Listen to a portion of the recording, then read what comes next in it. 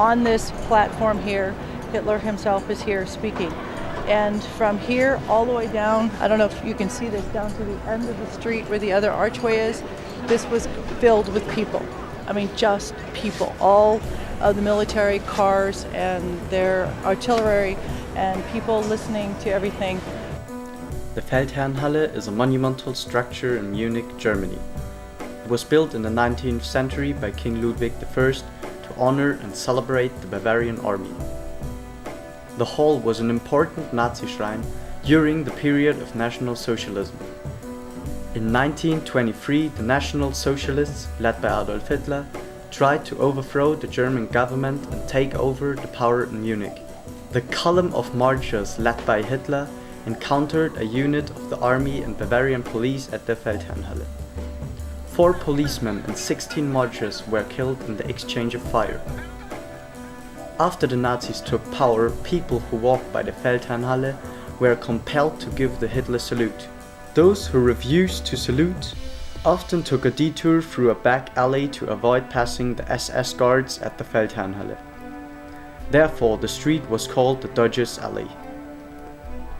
Today, a monument consisting of bronze bricks in this street reminds us of this story.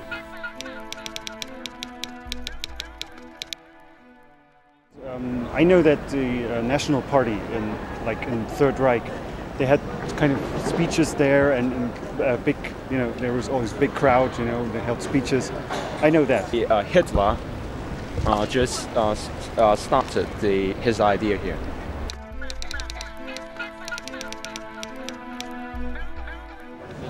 Nope.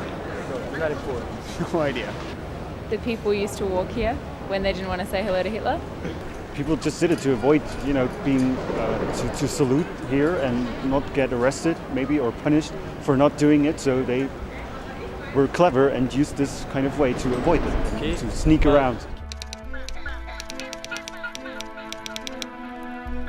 To know that at any cost you must stand for what your heart says, and that it does not matter at that time that to tell people that this is not okay, because so many people just went along with things and they said we must do what they say, and there are other people that said no. So that monument stands for the freedom of choosing, and for us to see that we can say no, and when it does happen, you know that people before you have done it.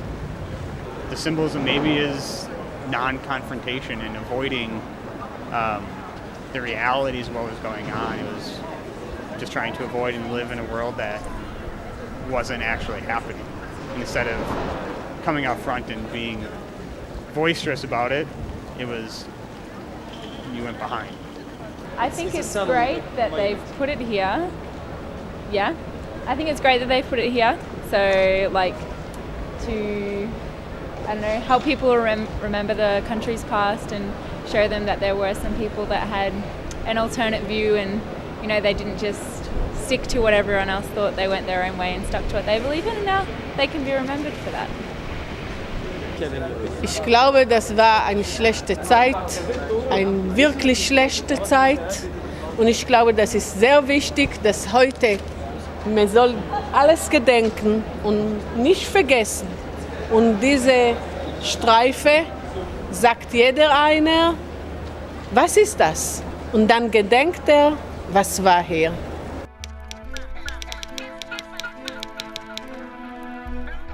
Is it gold? Yes. Well, being Catholic,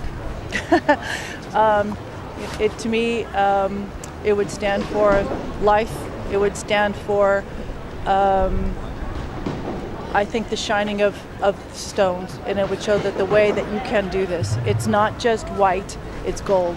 And that is the most precious of things that we have, and everything that we've done in our churches and that expresses those things are in gold. Our wedding bands are gold, our promises are gold, and the gold in the stones is a promise to those that if they follow here, they will never be just one of these stones. They'll be a gold stone. Gold for number 1, the winners.